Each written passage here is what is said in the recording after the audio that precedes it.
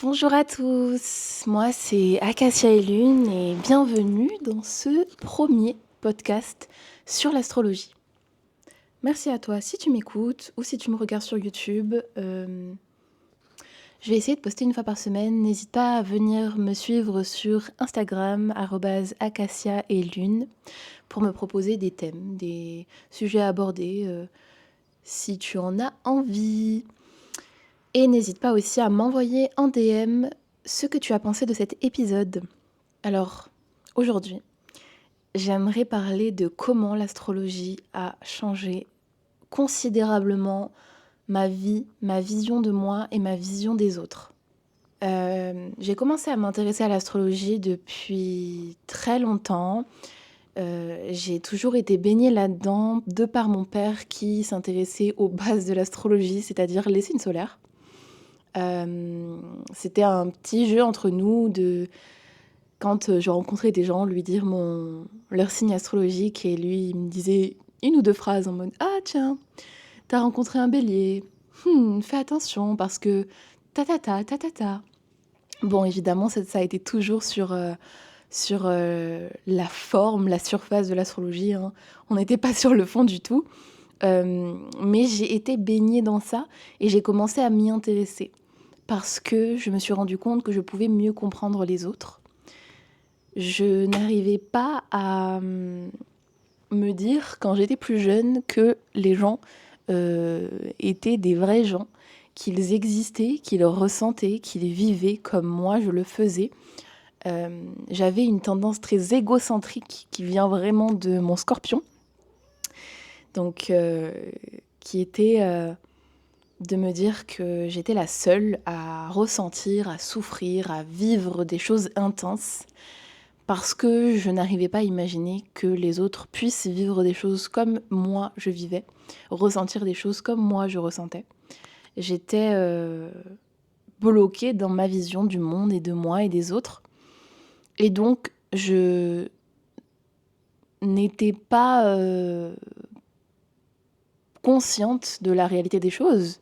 Je n'étais pas consciente. J'avais vraiment une vision des choses très altérée par mon ego, en fait. Et petit à petit, j'ai commencé à demander les signes astrologiques des gens autour de moi. J'ai commencé à faire des analyses mentales, c'est-à-dire, tiens, c'est bizarre, j'ai beaucoup de Gémeaux autour de moi, j'ai beaucoup de Poissons autour de moi. Qu'est-ce que ça veut dire de moi? Qu'est-ce que ça veut dire de ce que je reflète au monde? Qu'est-ce que ça veut dire de ce que les gens aiment de moi? Est-ce que peut-être, vu que j'attire beaucoup de poissons, j'ai attiré beaucoup de poissons à une période de ma vie, est-ce que ça voulait dire que j'étais quelqu'un d'intense, de profond? Quelqu'un de sensible peut-être, hem, qui avait justement ce besoin de fusion, effectivement. Donc pour te donner une petite info, moi, mes 3 signes de base, donc je suis Scorpion, c'est mon soleil, je suis ascendant Capricorne et signe lunaire Balance. Donc voilà, le big tree, très, intéressant à analyser. Il y a beaucoup de choses à dire sur mon thème astral, mais c'est pas le sujet pour l'instant, on y reviendra si ça t'intéresse, bien sûr. N'hésite pas, si ça t'intéresse, à, sur ma dernière publication, commenter, un petit cœur ou commenter, «On veut ton thème astral» et je le ferai avec plaisir. Donc voilà, j'ai vraiment connecté avec, l'astrologie de cette manière-là, donc surtout par la surface, hein, puisque, j'étais vraiment basée sur le signe solaire. Je ne m'intéressais pas plus que ça, à ce qu'il y avait, tout autour. Ensuite, en grandissant, j'ai commencé à m'intéresser aux, signes lunaires.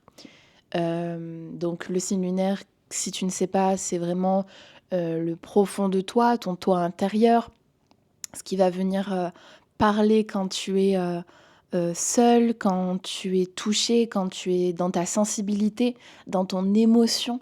C'est vraiment, la lune, en fait, qui régit. La lune qui est aussi, l'énergie féminine comme Vénus, mais d'une manière différente, et qui va vraiment parler de ta sensibilité et de ton toi profond. Et comme je suis Scorpion, et en plus, nouvelle information, j'ai un stellium en Scorpion. Pour ceux qui ne savent pas ce que ça veut dire, je réexpliquerai sûrement dans un autre podcast ou sur une vidéo YouTube ou sur Instagram. Donc n'hésite pas à me suivre partout pour être là quand ça arrivera. Donc, en vue de mon stellium, j'ai vraiment ce besoin d'aller en profondeur. Et c'est pour ça d'ailleurs que je suis astrologue, que je me forme à aller très profondément dans les gens, dans ce qu'ils ressentent, dans ce qu'ils sont, parce que ça m'intéresse plus que tout, parce que j'ai besoin de transformation. Et la transformation passe par la compréhension et l'analyse. Donc, j'utilise l'astrologie pour transformer moi, transformer les autres, pour évoluer vers plus de lumière. Donc voilà, c'est ce que je suis, c'est ce qui me représente le plus. Quand j'étais adolescente, j'avais vraiment cette image de la meuf qui demandait à chaque fois c'est quoi ton signe astrologique, c'est quoi ton signe lunaire, c'est quoi ton ascendant. À l'époque, j'avais pas autant de connaissances que j'en ai aujourd'hui, mais j'aimais bien aller un peu regarder la roue, regarder le soleil, regarder le Vénus aussi. Bon, les basiques, hein, sans plus. Et j'ai appris, en fait, au fur et à mesure, sans m'informer et sans lire, puisque j'étais pas du tout dans l'énergie comme je le suis aujourd'hui, d'aller lire des livres, d'écouter des podcasts, de regarder des vidéos pour me renseigner, pour faire évoluer ma connaissance, puisque ben, aujourd'hui c'est mon métier, donc je suis obligée de faire évoluer ma connaissance chaque jour. À l'époque, c'était différent, c'était vraiment une passion, la passion d'analyser les autres, de comprendre les autres surtout. J'avais vraiment ce besoin profond de comprendre les gens, de comprendre qui ils sont. Et je pense que d'un côté, c'est parce que j'avais peur aussi des gens. Que vu que je les comprenais pas, j'avais peur qu'ils me fassent du mal, j'avais peur que ce soient des mauvaises personnes. J'avais peur de me confronter à des choses négatives et donc c'était une façon de me rassurer que de connaître leurs signes pour me dire: «OK, s'il agit de telle manière, c'est parce qu'il est de telle manière». Et c'est toujours un peu le cas. Maintenant, j'ai une analyse plus approfondie, et j'utilise vraiment l'astrologie pour, transformer les gens et pour me transformer moi-même. À l'époque, c'était différent, c'était plus, une analyse basique. J'allais pas dans la profondeur des choses, je restais vachement sur la surface et donc ça y est, ça klaxonne et donc je pouvais pas, faire une analyse, hyper, constructive ou en tout cas hyper précise comme je peux le faire aujourd'hui. Mais ça m'aidait à comprendre les autres, à comprendre leur manière de rayonner, à arrêter aussi de me comparer en fait, parce que je me comparais sans cesse aux autres. Telle personne est beaucoup plus rayonnante que moi, telle personne est plus sociable que moi, telle personne est plus intelligente que moi. Pourquoi telle personne arrive à faire ça et moi j'y arrive pas? Euh, et en fait, il y a des raisons. Il y a des raisons qui font que chacun a son parcours, chacun a son évolution et que moi, mon évolution personnelle, ben, comme chacun d'entre nous est visible sur mon thème astral, maintenant que je connais cette évolution, maintenant que je sais qui je suis euh, profondément et que je sais comment faire évoluer les choses, j'ai plus peur. Je sais, j'ai les clés. Mais c'est vrai qu'à l'époque, j'avais pas les clés, que malgré le fait que je connaissais mon big tree, je connaissais pas ma mission de vie, je connaissais pas euh, ma manière de fonctionner dans la vie, pourquoi j'ai plus de mal à faire telle chose ou telle chose, pourquoi j'ai plus de facilité à faire telle chose ou telle chose. Euh, J'arrivais pas à le comprendre à l'époque. Je me disais, je suis feignante, je suis moins capable de faire telle chose, je suis moins capable de me concentrer, je suis moins capable de retenir les informations, de ne pas oublier les choses, de... Voilà, j'avais vraiment ce truc-là en tête et j'arrivais pas à comprendre pourquoi j'étais différente, pourquoi j'avais du retard, sur certaines choses, pourquoi ma vision de la vie, ma vision des choses était différente et pourquoi je me sentais aussi mise de côté par le monde, par l'univers même si j'avais une vision différente de l'univers à l'époque, encore une fois, euh, j'arrivais pas à comprendre tout ça. Et quand j'ai commencé à vraiment m'intéresser à l'astrologie en profondeur, à comprendre qui je suis réellement, comment je fonctionne, quelles sont mes épreuves dans cette vie, quelle est mon expérience de cette vie, quels sont mes pouvoirs surtout, quelles sont mes capacités à moi. Parce que personne sur cette terre n'est complètement nul ou complètement bon. Personne. On a tous nos faiblesses et nos forces. En fonction de la société dans laquelle on est, de l'endroit où on est, forcément il y a des choses qui vont être mises en valeur. On va dire telle personne est super intelligente parce qu'elle travaille très bien à l'école, parce qu'elle fait des études incroyables, parce que elle a une capacité d'innovation folle, elle a un cerveau qui retient les informations, etc. Parce que c'est son chemin de vie, parce que c'est quelque chose qui est valorisé dans la société dans laquelle on est. L'intelligence vive, mémoriale, l'intelligence de la mémoire, de, de, de l'école, du concret, c'est quelque chose qui est valorisé. Et c'est très bien comme ça, sauf que il y a des choses qui ne sont pas valorisées, comme par exemple l'intelligence émotionnelle, la compréhension de soi, la compréhension des autres, l'intelligence philosophique, l'intelligence de l'univers, la compréhension de choses basiques telles que la physique quantique ou les vibrations ou les humeurs, les émotions. Ça, c'est une autre forme d'intelligence. C'est une intelligence qui n'est pas forcément visible, que tout le monde ne connaît pas. Et ça ne veut pas dire que si tu es doté d'intelligence vive, tu n'auras pas l'intelligence émotionnelle et inversement. Bien sûr qu'on peut avoir les deux. La plupart du temps, on en a plus une que l'autre. Moi, je sais que dans mon expérience à moi, j'ai une énorme intelligence émotionnelle. C'est mon chemin de vie. Je dois utiliser cette intelligence émotionnelle pour évoluer et pour faire évoluer les autres. Je le sais et j'en suis sûre. Je sais que c'est un pouvoir que je dois utiliser pour transformer mon stellium en scorpion, le monde, l'univers, les vibrations. Je sais que c'est mon devoir, je sais que c'est de cette manière-là que je serai heureuse, que je serai en paix surtout et que je serai alignée avec moi-même.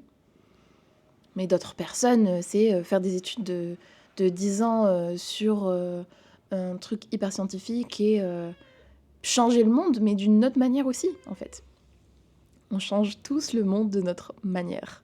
Voilà, comment l'astrologie a changé ma vie, comment elle a déclenché des choses en moi qui ont absolument changé toute ma vision des choses et du monde. C'est vrai que je suis encore très jeune. Il n'empêche que mon expérience de vie a déjà été extrêmement lourde. Que j'ai vu et que j'ai vécu, que j'ai ressenti, que j'ai appris beaucoup de choses. Et je sais qu'aujourd'hui, il est temps que je montre et que je parle et que j'exprime, que je partage surtout tout le chemin que j'ai fait dans ma vie, toute l'évolution, comment j'ai réussi à m'accrocher au concret, à m'ancrer, alors que de base, je suis assez... Je suis pas alignée avec moi-même. Je suis encore dans cette recherche de paix. Je suis encore sur le chemin. Et je sais que ce chemin, il est long. Que ce chemin, il en vaut la peine quand même, mais il est long, il est difficile. Pour certaines personnes, il sera plus difficile que d'autres personnes. Encore une fois, c'est notre expérience de vie, c'est ce que notre âme a choisi. Pour nous, c'est les épreuves en fait. C'est les épreuves de notre vie pour faire évoluer notre âme. Ce que l'univers veut, donc j'accepte. J'accepte et surtout, je suis en pleine gratitude de pouvoir vivre les choses aussi intensément que ce que je les vis Parce que je sais que c'est seulement en étant aussi intense qu'on se transforme aussi vite et aussi fortement. Je sais que j'ai une capacité de résurrection et de transformation qui est hallucinante. C'est mon pouvoir à moi, c'est mes capacités à moi. J'ai envie de partager mon pouvoir. J'ai envie de vous aider, de t'aider à connaître tes capacités, à connaître tes forces, à connaître ta lumière, euh, à comprendre surtout tes parts d'ombre. Voilà mon travail, transformer la boue en or.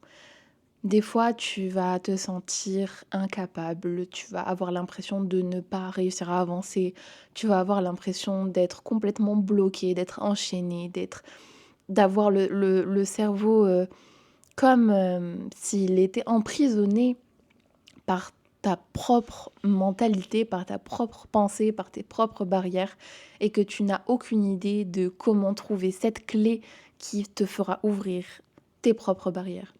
La clé, tu l'as déjà, elle est déjà dans ta main. Mais moi, je suis là pour t'aider à ouvrir cette porte, pour t'aider surtout à comprendre pourquoi cette cage, cette prison mentale existe, d'où elle vient, quels sont tes schémas récurrents, comment tu fonctionnes profondément, quelles sont tes perturbations intérieures dans ton chemin de vie, pourquoi telle ou telle chose fait que vas avoir des blocages. Comment utiliser ces blocages enfin, du coup, comment utiliser les choses dites négatives, parce que bien sûr, dans un thème astrologique, rien n'est négatif, tout est positif, tout a un pouvoir de transformation, rien n'est constamment tel qu'il est, tout peut se transformer, tout peut évoluer. Il faut avoir vraiment conscience que euh, ce n'est pas parce que dans ton thème astral, tu as plein de carrés, d'aspects, de tensions, de problématiques que tu es dans que tu es destiné à souffrir et à vivre une mauvaise vie. C'est complètement faux. Et justement, j'aurais plutôt tendance à dire que plus ton thème astral va être compliqué, entre gros guillemets encore une fois parce que on s'entend, plus tu vas avoir la capacité de guérir, parce que tout est polarité, tout a un équilibre dans l'univers. Ton thème astral est équilibré. Si tu as des aspects de tension, tu auras nécessairement des aspects harmonieux, des choses qui vont venir t'apporter du bien, t'apporter des solutions, t'apporter une compréhension de ton fonctionnement et des solutions de comment déverrouiller tes schémas récurrents, ton cyclisme, non, ton, ta, tes schémas récurrents, tes problèmes cycliques, tes problématiques et tes perturbations. C'est en ça que c'est en ça que l'astrologie change la vie. Elle fait comprendre et découvrir tellement d'aspects de nous-mêmes qu'on est obligé. Quand on connaît notre thème astral, on est obligé de avancer, de se transformer, de comprendre et d'évoluer. C'est la première phase de l'évolution. J'en suis sûre et certaine. Euh, je t'assure que la... le truc qui se passe dans ta tête, qui se passera quand tu auras pris rendez-vous avec moi et que j'aurai analysé ton thème astral pour te faire comprendre quels sont tes pouvoirs de transformation, quand tu te rends compte de ça et que tu te rends compte de comment tu fonctionnes, du fait que tu n'inventes pas les choses, oui, tu as certaines, euh, tu as certains freins, il y a des choses qui te freinent. Ce n'est pas toi qui l'invente. Ce n'est pas sorti de nulle part. Tu n'es pas folle. Tu n'es pas fou. Ça existe, ça fait partie de toi. Maintenant que tu sais que ça existe, que c'est avéré par ton thème astral, parce que ce sera avéré par ton thème astral si c'est quelque chose que tu ressens profondément et qui n'a aucune explication pour toi rationnelle, on va dire, à partir de ce moment-là, tu vas te rendre compte qu'il y a des solutions. Ça existe. Tu n'es pas fou, tu n'es pas folle. Il y a des solutions. Comment utiliser ces solutions pour te transformer de manière extrême, pour te transformer, pour devenir la meilleure version de toi-même, pour t'ancrer, pour t'aligner, pour atteindre la paix. C'est un travail de tous les jours. C'est un travail avec de la constance. Euh, L'astrologie, ce n'est pas quelque chose qui va venir te sauver la vie non plus. Ce n'est pas quelque chose qui va venir faire les choses à ta place, mais c'est une aide pour te comprendre, une sorte de notice pour te comprendre et pour utiliser les points qui sont déjà positifs, les points qui sont, encore une fois, il n'y a pas de positif ou négatif dans le thème astral, mais je suis sûre que tu vois ce que je veux dire, les points leviers pour transformer ta réalité, pour transformer qui tu es, pour supprimer tes blocages, pour faire évoluer ton âme vers le mieux. Parce que c'est ça, notre guide astral est là pour faire évoluer notre âme pour le mieux, pour faire évoluer notre âme, pour qu'elle soit le plus en paix, le plus alignée possible, pour que, au final, on soit en paix avec nous-mêmes.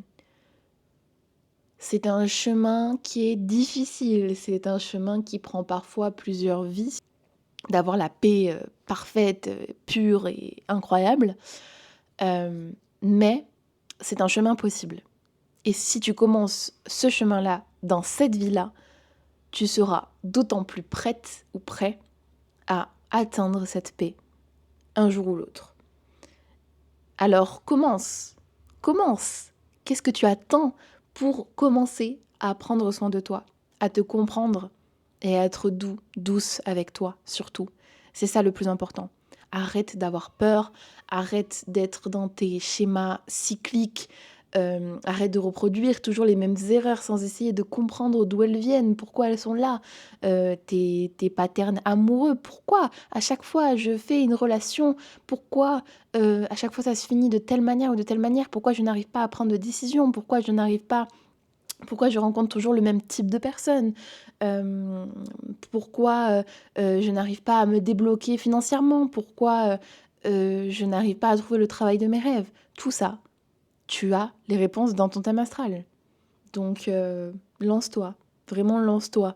C'est l'occasion de ta vie. Si tu tombes sur ce podcast par hasard, c'est certainement un signe, même j'en suis sûre et certaine, je crois beaucoup en ça, en la synchronicité. Si ce n'est pas un hasard et que tu m'écoutes parce que tu me suis, merci de m'écouter. N'hésite pas encore une fois à aller commenter ma dernière publication avec un petit emoji, un petit emoji fleur. Allez, un petit emoji fleur et tu peux aussi m'envoyer un DM en me disant ce que cet épisode t'a dit, t'a parlé, est-ce qu'il t'a fait évoluer mentalement, est-ce qu'il t'a fait un déclic ou pas, et surtout quel genre de sujet t'aimerais que j'aborde les prochaines fois. Je pense que j'ai fait le tour de comment l'astrologie a changé ma vie. J'ai encore bien sûr 1000 choses à dire sur ça, mais j'en garde un peu pour plus tard. Merci de m'avoir écouté. C'était Acacia et Lune sur mon podcast, sur ton podcast préféré. N'hésite pas à me suivre sur Instagram, @acacia et lune. N'hésite pas à me suivre sur Spotify et sur YouTube. Je te remercie pour ton soutien et je te fais des gros bisous. Ciao!